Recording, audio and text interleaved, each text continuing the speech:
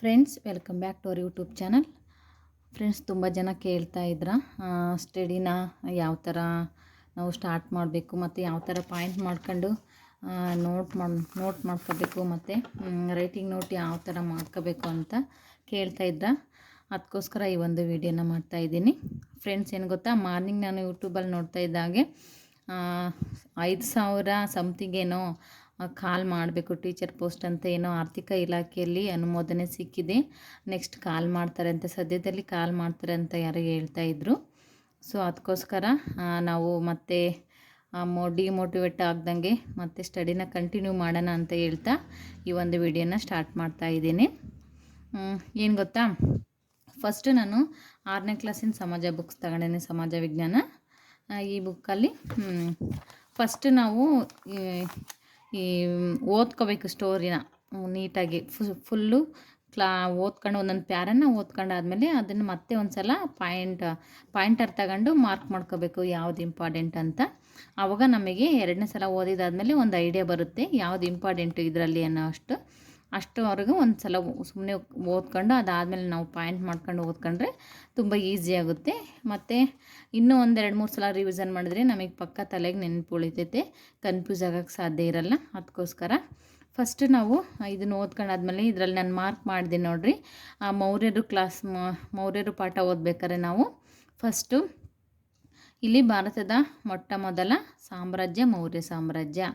ಇದು ತುಂಬ ಇಂಪಾರ್ಟೆಂಟ್ ಅಲ್ವಾ. ಭಾರತದ ಮೊಟ್ಟ ಮೊದಲ ಸಾಮ್ರಾಜ್ಯ ಯಾವುದು ಅಂತ ಕೇಳಿದಾಗ ನಮಗೆ ಗೊತ್ತಿರಬೇಕಾಗುತ್ತೆ. ಆವಾಗ ಅದು ಮೌರ್ಯ ಸಾಮ್ರಾಜ್ಯ ಅನ್ನೋದು ನೆನಪಿರಬೇಕು. ಅದಕ್ಕೋಸ್ಕರ ಇದು ತುಂಬ ಇಂಪಾರ್ಟೆಂಟ್ ಅನಿಸುತ್ತೆ. ಅದಕ್ಕೆ ನಾನು ಇಲ್ಲಿ ಪಾಯಿಂಟರ್ ತಗೊಂಡು ಮಾರ್ಕ್ ಮಾಡ್ಕೊಂಡಿದ್ದೀನಿ. ಇದೇ ಥರ ಮತ್ತೆ ನಾವು ಓದ್ತಾ ಭಾಷಾಭ್ಯಾಸದಲ್ಲಿರುವಂತಹ ಕ್ವಶನ್ಗಳ್ನು ಕೂಡ ನೋಡ್ಕೋಬೇಕಾಗುತ್ತೆ. ಅಲ್ಲೂ ಕೂಡ ಯಾವ ಕ್ವಶನ್ ಕೇಳಿದ್ದಾರೆ ಅಂತ ನೋಡಿದಾದ್ಮೇಲೆ ಅದಕ್ಕೂ ಕೂಡ ಆನ್ಸರ್ ಮಾಡ್ಕೋಬೇಕಾಗುತ್ತೆ. ಅದಕ್ಕೋಸ್ಕರ ನಾನು ಫಸ್ಟ್ ಇಲ್ಲಿ ಪಾಯಿಂಟರ್ ತಗೊಂಡು ಪಾಯಿಂಟ್ ಮಾಡ್ಕೊಂಡು ಮತ್ತು ಭಾಷಾಭ್ಯಾಸದಲ್ಲಿರುವಂಥ ಕ್ವಶನ್ನು ಕೂಡ ಓದ್ಕೊಂಡು ಅದಕ್ಕೆ ಆನ್ಸರ್ ಮಾಡಿದಾದಮೇಲೆ ನಾವು ಮತ್ತೆ ರಿವಿಷನ್ ಮಾಡಬೇಕಾದ್ರೆ ಕೇವಲ ಬರೀ ಕ್ವಶನ್ ಆನ್ಸರ್ ಅಂದರೆ ಭಾಷಾಭ್ಯಾಸದಲ್ಲಿರುವಂತಹ ಕ್ವಶನ್ಗಳು ಹಿಂದೆ ಕ್ವಶನ್ ಪಕ್ಕದಲ್ಲಿ ಅಲ್ಲಿ ತೋರಿಸ್ತೀನಿ ನೋಡಿರಿ. ನಾನು ಕ್ವಶನ್ನು ಆದಮೇಲೆ ಇದ್ರ ಮುಂದೆ ಇಲ್ಲಿ ಡ್ಯಾಶಸ್ ಎಲ್ಲ ಫಿಲ್ ಮಾಡಿದ್ದೀನಿ ನೋಡಿ. ಈ ಸೆಲ್ಯೂಲಿಕಸನು ಚಂದ್ರಗುಪ್ತ ಮೌರ್ಯನ ಆಸ್ಥಾನಕ್ಕೆ ಕಳಿಸಿಕೊಟ್ಟ ರಾಯಭಾರಿಯಾರು ಮೆಗಸ್ತನಿಸ್. ಹಿಂಗೆ ಡ್ಯಾಶಸ್ ಕೊಟ್ಟಿದ್ದಾರಲ್ಲ, ಇವನ್ನ ಭಾಷಾಭ್ಯಾಸದಲ್ಲಿ ಫಿಲ್ ಮಾಡ್ಕೋಬೇಕು. ಆಮೇಲೆ ಇಲ್ಲಿ 1 ಮಾರ್ಕ್ಸ್ನ ಕ್ವಶನ್ ಕೊಟ್ಟಿದ್ದಾರೆ ನೋಡಿರಿ. ಮೌರ್ಯ ಸಾಮ್ರಾಜ್ಯ ಸ್ಥಾಪಕ ಯಾರು, ನಮಗೆ ಆಲ್ರೆಡಿ ಓದಿರ್ತೀವಿ. ಅದನ್ನ ಇಲ್ಲಿ ಬರೆದು ಆದಮೇಲೆ ಮತ್ತೆ ರಿವಿಷನ್ ಮಾಡ್ಕೋವಾಗ ಕೇವಲ ಕ್ವಶನ್ ಆನ್ಸರ್ ಮಾತ್ರ ಓದಿದರೆ ಮತ್ತು ಬೇಗ ಚಾಪ್ಟರ್ ಕವರ್ ಆಗುತ್ತೆ ಮತ್ತು ಬೇಗ ನಮಗೆ ಅರ್ಥನೂ ಆಗುತ್ತೆ.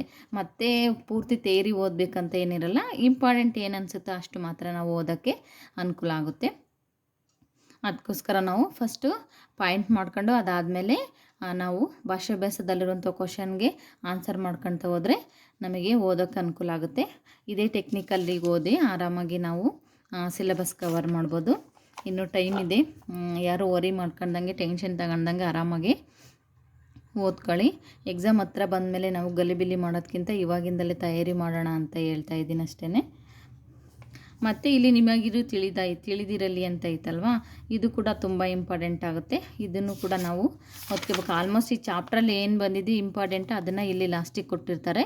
ಇಂಪಾರ್ಟೆಂಟ್ ಆಗಿರೋದನ್ನು ಅದನ್ನು ಕೂಡ ನಾವು ಓದ್ಕೋಬೇಕಾಗುತ್ತೆ. ಆಮೇಲೆ ಇಲ್ಲಿ ಹೊಂದಿಸಿ ಬರೆಯಿರಿ ಅದನ್ನು ಕೊಟ್ಟಿರ್ತಾರಲ್ಲ, ಅದನ್ನು ಕೂಡ ನಾವು ಹೊಂದಿಸಿ ಓದ್ಕೋಬೇಕು. ಈ ಥರ ನಾವು ಚಾಪ್ಟರ್ಗಳನ್ನ ಕವರ್ ಮಾಡ್ಕೋಬೇಕಾಗುತ್ತೆ ನೋಡಿರಿ. ಎಲ್ಲ ಕಡೆಯೂ ಕೂಡ ನಾವು ಪಾಯಿಂಟರ್ ತಗೊಂಡು ಪಾಯಿಂಟ್ ಮಾಡ್ಕೊಂಡಾದ್ಮೇಲೆ ನಾವು ಒಂದು ಚಾಪ್ಟರ್ ನೋಡಿದಾದ್ಮೇಲೆ ಪಾಯಿಂಟರ್ ನೋಡಿದ ತಕ್ಷಣ ಇದ್ರಲ್ಲಿ ಏನು ಹೈಲೈಟ್ ಇದೆ ಅನ್ನೋದು ನಮಗೆ ಅರ್ಥ ಆಗುತ್ತೆ. ಅದಾದಮೇಲೆ ಇದು ಓದಿದ್ದೀನಿ ನಾನು ಅಂತ ನೆನಪಿಗೆ ಬರುತ್ತೆ. ಅದಕ್ಕೋಸ್ಕರ ನಾವು ಈ ಥರ ಟೆಕ್ನಿಕನ್ನು ಬಳಸ್ಕೊಂಡು ನಾವು ಓದಬೇಕು. ಅದ್ರ ಜೊತೆಗೆ ಇದು ಕೂಡ ಮ್ಯಾಪ್ ಕೂಡ ತುಂಬ ಇಂಪಾರ್ಟೆಂಟ್. ಮ್ಯಾಪ್ ರೀಡಿಂಗ್ ಮಾಡೋದು ತುಂಬ ಇಂಪಾರ್ಟೆಂಟ್ ಆಗುತ್ತೆ. ಯಾಕಂದರೆ ಇಲ್ಲಿ ಜಿಯೋಗ್ರಫಿನೂ ಕೇಳಿರ್ತಾನೆ ಮತ್ತು ಇದರಲ್ಲೇ ಪೂರ್ವ ಪಶ್ಚಿಮ ಉತ್ತರದಲ್ಲಿ ಯಾವ್ದು ಬರುತ್ತೆ ಈ ಥರ ಪ್ಲೇಸಸ್ಗಳು ಕೇಳೋ ಸಾಧ್ಯತೆ ಇರುತ್ತೆ. ಅದಕ್ಕೋಸ್ಕರ ಸ್ವಲ್ಪ ಟೆಕ್ನಿಕಲ್ಲಿ ನಾವು ಓದ್ಕೋಬೇಕು. ಆಮೇಲೆ ಆವಾಗ ಆನ್ಸರ್ ಮಾಡೋಕ್ಕೆ ಈಸಿ ಆಗುತ್ತೆ. ಮತ್ತು ಇನ್ನೊಂದು ಏನು ಗೊತ್ತಾ, ನಮಗೆ ಸ್ವಲ್ಪ ಏನಾದರೂ ಹಿಂಗೆ ಕೀ ಪಾಯಿಂಟ್ಸ್ ಏನಾದರೂ ನಮಗೆ ಬಂತು ಅಂದರೆ ಅಲ್ಲಿ ಸೈಡಲ್ಲೇ ಒಂದು ಪೆನ್ಸಿಲ್ ಇಟ್ಕೊಂಡು ಸಣ್ಣದಾಗಿ ಬರ್ಕೋಬೇಕು. ಆವಾಗ ಕೀವರ್ಡು ಕೂಡ ನಮಗೆ ಬೇಗ ಅರ್ಥ ಆಗುತ್ತೆ, ಆನ್ಸರು ಕೂಡ ಸಿಕ್ತಂಗೆ ಆಗುತ್ತೆ. ಈ ಥರ ನಾವು ಸೈಡಲ್ಲಿ ಕೂಡ ಸ್ವಲ್ಪ ಸ್ವಲ್ಪ ಪೆನ್ಸಿಲಲ್ಲಿ ಮಾರ್ಕ್ ಮಾಡ್ಕೊಂಡು ಬರಿತಾ ಬರಿತಾ ಹೋಗಬೇಕಾಗುತ್ತೆ. ಈ ಥರ ನಾವು ಸೋಷಿಯಲ್ ಸೈನ್ಸ್ನ ಓದಲೇಬೇಕು. ಬಟ್ ಒಂದೇ ಸಲ ಓದಿದರೆ ಈ ಥರ ಆಗಲ್ಲ. ಒಂದು ಏನಿಲ್ಲ ಅಂದ್ರೆ ಕನಿಷ್ಠ 10 ಸಲ ರಿವಿಷನ್ ಮಾಡಬೇಕು ಒಂದೊಂದು ಬುಕ್ನ ಅಂತ ಹೇಳ್ತಾರೆ. ಅದಕ್ಕೋಸ್ಕರ ನಾನು ಈ ಒಂದು ಐಡಿಯಾ ಇರಲಿ ನಿಮಗೆ ಅಂತ ಹೇಳ್ತಾ ಇದ್ದೀನಿ.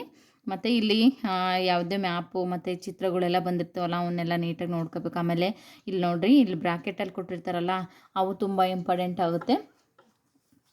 ಬ್ರ್ಯಾಕೆಟಲ್ಲಿ ಇದನ್ನು ಕೂಡ ಓದ್ಕೋಬೇಕು ನಾವು. ಮ್ಯಾಪ್ ರೀಡಿಂಗ್ ಅಂತೂ ತುಂಬ ಇಂಪಾರ್ಟೆಂಟು ನೋಡಿರಿ. ಹಿಸ್ಟ್ರಿಲಿ ನಾವು ನಮಗೆ ಇಮೇಜ್ ಬರಬೇಕು. ಇದು ತಕ್ಷಶಿಲೆ ಎಲ್ಲಿ ಪ್ಲೇಸ್ ಬರುತ್ತೆ, ಇವರ ಪ್ಲೇಸ್ಗಳೆಲ್ಲ ಕೇಳ್ತಾರೆ ಮತ್ತು ಇವರ ರಾಜಧಾನಿಗಳೆಲ್ಲ ಕೇಳ್ತಾರೆ. ಅವಾಗ ಕೇಳಿದಾಗ ನಮಗೆ ಒಂದು ಟ್ರಿಕ್ಸ್ ನೆನಪಿತ್ತು ಅಂದರೆ ಯಾವ ಕಡೆ ಕ್ವಶನ್ ಕೇಳಿದ್ರೂ, ಯಾವ ಆ್ಯಂಗಲಲ್ಲಿ ಕೇಳಿದ್ರೂ ಕೂಡ ನಮಗೆ ಆನ್ಸರ್ ಮಾಡೋಕ್ಕೆ ಈಸಿ ಆಗುತ್ತೆ.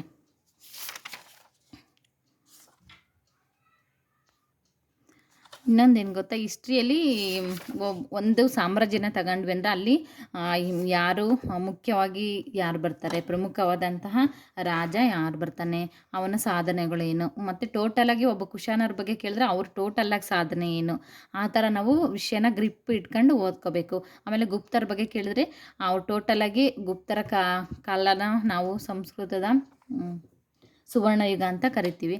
ಅದಕ್ಕೋಸ್ಕರ ಈ ಗುಪ್ತರ ಕಾಲದಲ್ಲಿ ಏನೇ ಬಂದ್ರೂ ಕೂಡ ಮೊನ್ನೆ ಟಿಯಲ್ಲಿ ಕೇಳಿದ್ದ ನೋಡ್ರಿ, ಅಲಹಾಬಾದ್ ಶಾಸನ ಅಲಹಾಬಾದ್ ಶಾಸನ ಯಾವ ಭಾಷೆಯಲ್ಲಿದೆ ಅಂತ ಏನೋ ಕೇಳಿದ್ರು ಅನಿಸುತ್ತೆ. ಅದು ಆಲ್ಮೋಸ್ಟ್ ಗುಪ್ತರ ಕಾಲದಲ್ಲೇ ಬಂತು ಅಂದರೆ ನಮಗೆ ಟೋಟಲಿ ಗುಪ್ತರ ಕಾಲದಲ್ಲಿ ಸುವರ್ಣಯುಗ ಅಂತ ಕರಿತೀವಿ. ಅದಕ್ಕೋಸ್ಕರ ಸಂಸ್ಕೃತದ ಸುವರ್ಣಯುಗ ಅಂತ ಕರಿತೀವಿ. ಅದಕ್ಕೋಸ್ಕರ ಇದು ಸಂಸ್ಕೃತದಲ್ಲಿದೆ ಅಂತ ನಮಗೊಂದು ಟ್ರಿಕ್ಸ್ ಐಡಿಯಾ ಬರುತ್ತೆ. ಅದಕ್ಕೋಸ್ಕರ ನಾವು ನೀಟಾಗಿ ಎಲ್ಲದನ್ನು ಕೂಡ ಓದ್ಬಿಟ್ಟು ಟೋಟಲಾಗಿ ನಾವು ಒಂದು ಮನೆತನದ ಬಗ್ಗೆ ಅರ್ಥ ಮಾಡ್ಕೋಬೇಕಾಗುತ್ತೆ.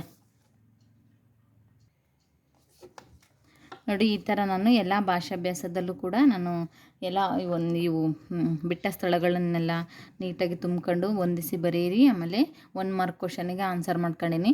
ಈ ಥರ ನಾವು ಆನ್ಸರ್ ಮಾಡ್ಕೊಳ್ತಾ ಹೋದಾಗ ಒಂದು ಸಲ ನಾವು ರಿವಿಷನ್ ಮಾಡಿದರೆ ನಮಗೆ ಬೇಗ ಅರ್ಥ ಆಗುತ್ತೆ, ನೆನಪಲ್ಲೂ ಕೂಡ ಇರುತ್ತೆ ಅಂತ ಈ ಒಂದು ವಿಡಿಯೋನ ಮಾಡಿದೆ. ಇನ್ನೊಂದು ಹಿಸ್ಟ್ರಿಲಿ ಏನು ಗೊತ್ತಂದರೆ ಕ್ರಾನಾಲಜಿಕಲ್ ಜಾಸ್ತಿ ಕೇಳ್ತಾನೆ, ಕಾಲಾನುಕ್ರಮವಾಗಿ ಬರೆಯಿರಿ ಅಂತ. ಆವಾಗ ನಾವು ಇಲ್ಲಿ ಓದಬೇಕಾದ್ರೆ ನಾವು ಇಸ್ವಿಗಳನ್ನೆಲ್ಲ ಇಲ್ಲೇ ಸೈಡಲ್ಲೇ ಬರೆದು ಓದ್ತಾ ಹೋದರೆ ಇದು ಕೂಡ ನಮಗೆ ಚೆನ್ನಾಗಿ ನೆನಪಿರುತ್ತೆ.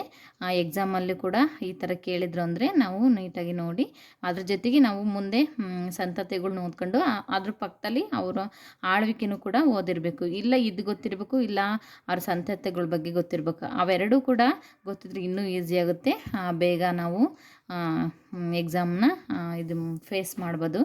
ಅದಕ್ಕೋಸ್ಕರ ಈ ಒಂದು ಹಿಸ್ಟ್ರಿಲಿ ಸ್ವಲ್ಪ ಟೆಕ್ನಿಕನ್ನು ಬಳಸ್ಕೊಂಡು ಮತ್ತು ಚೆನ್ನಾಗಿ ರಿವಿಷನ್ ಮಾಡಿದರೆ ಮಾತ್ರ ಇದು ನೆನಪು ಮತ್ತು ಆರೋದೇ ಇಲ್ಲ, ಅಷ್ಟು ಚೆನ್ನಾಗಿ ನೆನಪಿರುತ್ತೆ. ಸೊ ಇಷ್ಟು ಈ ಒಂದು ವಿಡಿಯೋದಲ್ಲಿ. ಇನ್ನು ಏನಾದರೂ ನಿಮಗೆ ಡೌಟ್ಸ್ ಬಂತು ಅಂದರೆ ಕೇಳ್ರಿ, ನೋಡೋಣ, ನಾನು ಕೂಡ ಆನ್ಸರ್ ಮಾಡೋಕ್ಕೆ ಪ್ರಯತ್ನ ಮಾಡ್ತೀನಿ. ಈ ಒಂದು ವಿಡಿಯೋ ಖಂಡಿತ ನಿಮಗೆ ಇಷ್ಟ ಆಗಿದೆ ಅನ್ಕೋತೀನಿ. ಯಾರೆಲ್ಲ ಈ ವಿಡಿಯೋನ ಸಬ್ಸ್ಕ್ರೈಬ್ ಮಾಡ್ಕೊಂಡೆ ನೋಡ್ತಾ ಇದ್ದೀರಾ, ಪ್ಲೀಸ್ ಸಬ್ಸ್ಕ್ರೈಬ್ ಮಾಡ್ಕೊಂಡು ಕೂಡ ನೋಡಿ ಅಂತ ಹೇಳ್ತಾ, ಮತ್ತು ಇದೇ ಥರ ಇನ್ನೊಂದು ವಿಡಿಯೋದಲ್ಲಿ ಸಿಗ್ತೀನಿ. ಅಲ್ಲಿವರೆಗೂ ಬಾಯ್, ಟೇಕ್ ಕೇರ್.